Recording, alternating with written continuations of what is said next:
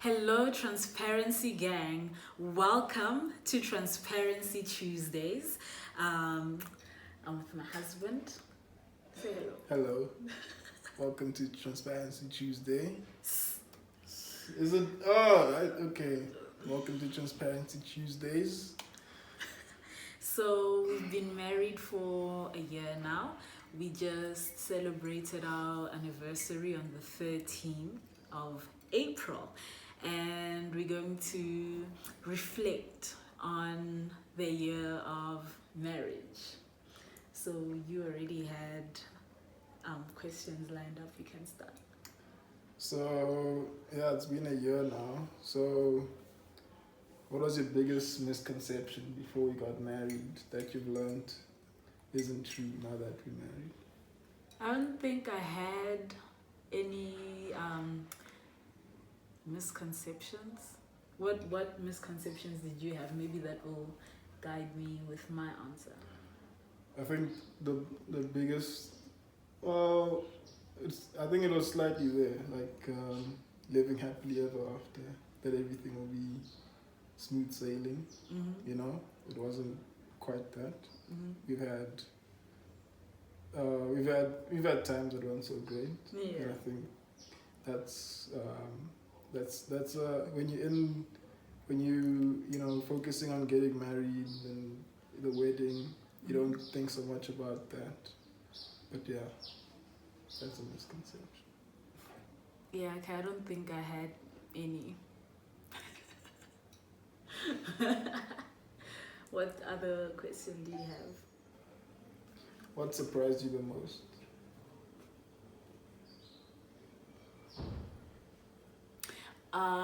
What surprised me the most is how great the first year of marriage was or is. Okay, it's past tense now. We're moving on to year number 2. I was surprised by how great it was because most people talk about how the first year is hell. They constantly want to go at each other because it's different. You know, you live together now. You in each other's spaces. You know, there's no okay, I'll just go home and deal with myself. Like you have to deal with each other right there and there, and like the fantasy of happily ever after, that's when it gets erased. So I was anticipating that it was going to be a difficult year, you know, but it wasn't.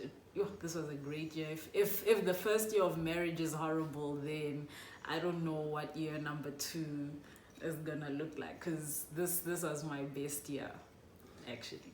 I think I was surprised by like how the small things matter. Mm-hmm.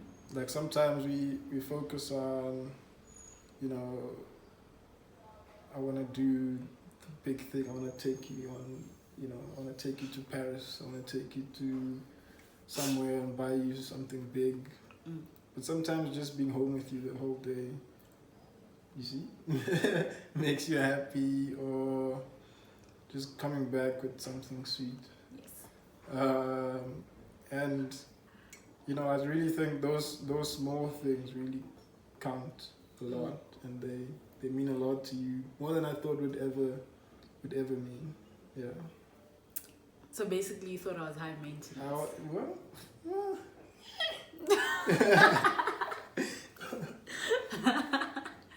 what have you learned that will help you going forward? That will help us going forward. Like, what's the biggest takeout from this year? So the biggest takeout for me for this year, I even did a whole episode on this, but it's still like a thing. Communication.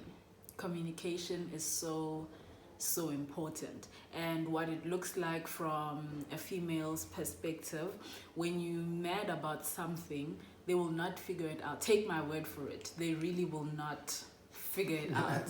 They will go to sleep in peace and you'll be shook. You know, in your mind, you're like, how could you not see that this is no. So just if something is bothering you, talk. That, like, listen. Yeah. Yeah. What Biggest thing I've learned is being right is overrated. hey. No, like, I'm always okay. Yeah, but you know how, like sometimes you wanna always be, you wanna just justify yourself or your action, and sometimes you are right. Like me, I'm right, but I'll take the L. You know, just lose that one thing because it's I think it's worth more for you to be happy, you know, and for us to just have a peaceful day than for me to have a victory over in an argument. And I think that's and I remember one particular time. I think you had the women's conference, so you had to wake up early, and we had guests, so you really had to wake up early, and you asked me to wake you up in the morning, and I woke you up, and you woke up, and then you went back to sleep. I did. Yeah. And then you were angry at me that morning for not waking you up. Like, you know, you said, no, you should have woken me up again. You should, like, and I did my part. I woke you up, and you were really, and I think that's when I learned this. Like, you were really angry. And I could have continued trying to prove being right, and you know what? But I went to work that day with, you know, a wife that was happy because I just left it. I said, you know what? I'm sorry. And I don't remember it. You see? But I could have fought and said, you know, but I woke you up and I'm right, and then I win that. But now, you know, you're not happy the rest of the day. That, you know, then who really won that? So, and I mean, it's not for everything where I'm gonna just, you know, let it go. Yeah. But just choose your battles. Like, choose the things you wanna really stand for. You know, like if you woke up one morning and said, let's go worship Buddha, I'd be like, hold tight. Right? You know, but like if you want, you know, if you want us to eat vegetables instead of meat, you know, I won't die. I mean, look at you. How many months later? Glowing. Look at that skin.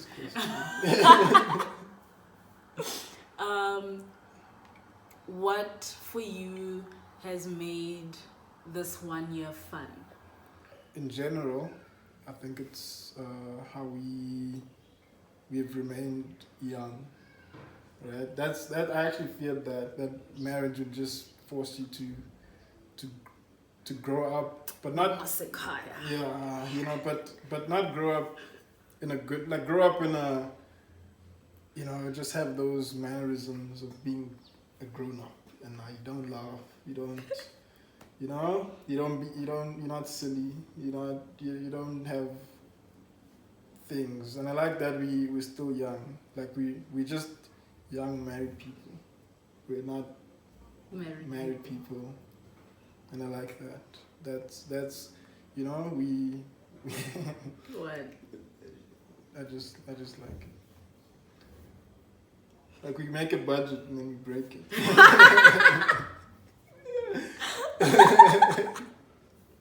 No, you break no, it. You always start with your, let's close our eyes and just buy this and that, and I'm like, yeah, let's do it. You see? So you started. Well, I'm just testing. I'm just testing if you really stand for this budget. Anyway. Well, in year 2, I will know this. I was joking. Well, for me, what makes marriage so fun and why to this day I still don't know why we didn't do it sooner is our goofiness. So I remember you even saying that maybe we are awkward, we just don't know because we're both awkward. And I like that. it goes with what you just said about remaining young and not changing like mannerisms and stuff. Like you say goofy stuff. Me? Yes, but I do goofy things too that don't make sense, and then he joins me, which is so fun. Like, yeah, it's mad fun. Marriage is fun. It is. Is there anything from the dating season that you miss? Yeah, nothing that I can think of. Not really. I can't think of anything. You? No. Like every time I think about our dating season, I keep thinking about all the great dates that we'd have, you know, like picnics and And going it to end. bars. Yeah, Yeah. then you have to go home. Then it's like, and also when I lived in Joburg and you lived in Pretoria, we used to see each other 5 minutes per week at church. Yeah. And that was it. So no, maybe in year 2 we'll have a different answer, but for year 1, 100% do not miss the dating life. No, this is the promised land. What's the one thing from premarital counseling that you think has really been like a saving grace, if I can call it that? Yeah, there is many things, but I think the biggest thing, which I think was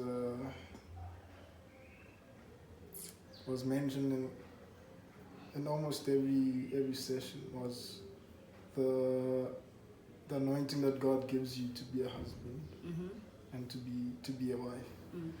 So like, because all the things that are given, the responsibilities that you have as a man, it's like, I have to provide, I have to do this, and it's a big task, but God has given you everything that you need to be a good husband, and you just have to trust in Him. He's an amazing husband. For me, we did a session on leaving and cleaving. So basically leaving your family to cleave with your spouse. I'm very big on family. I'm very family orientated. But because of that session, I'm able to look at things and be like, no, I'm definitely choosing to build my own household instead of holding on to, yeah, but this is how we did it at home. First of all, it's not even home anymore. It's my parents' home. This, where I live with my husband now, that's home.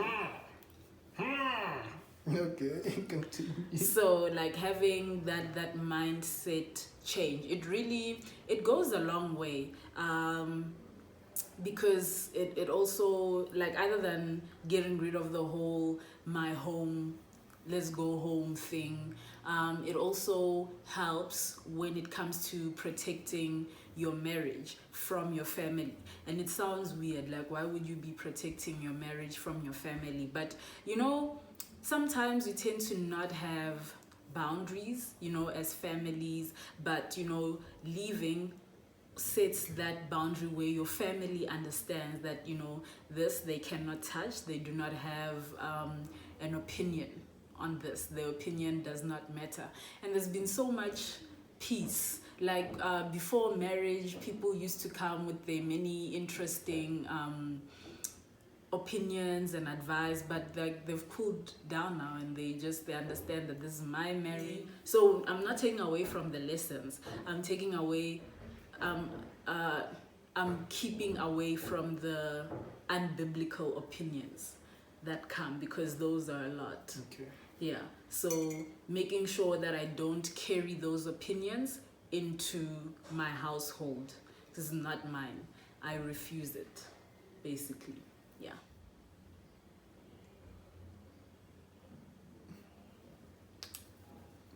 Is there any heads up that you'd like to give to someone who's engaged right now?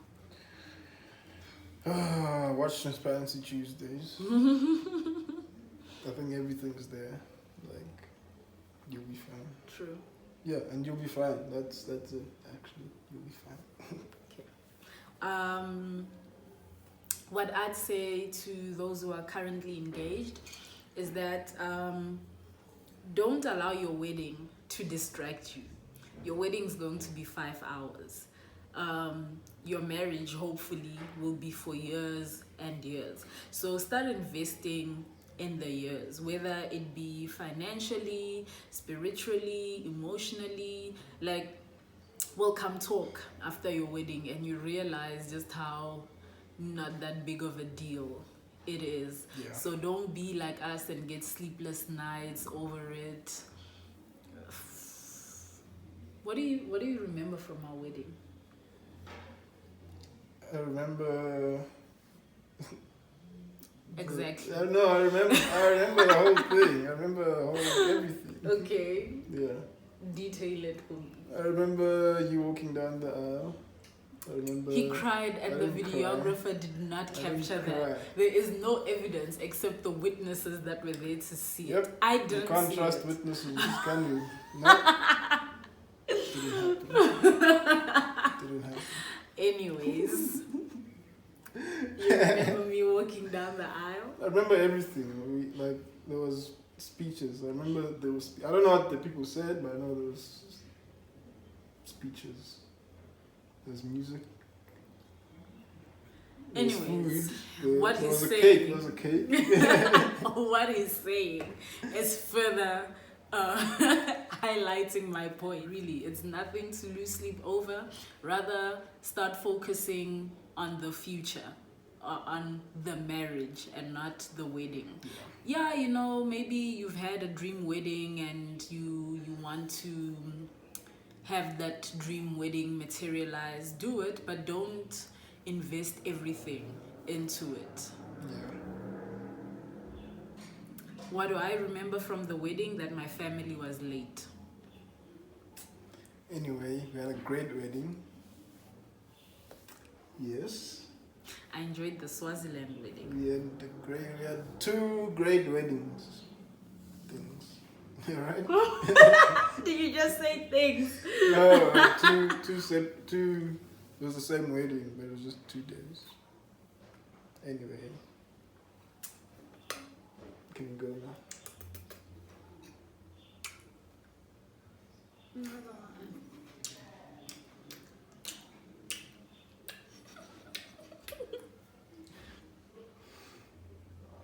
Yeah, we Let's turn can this go. off.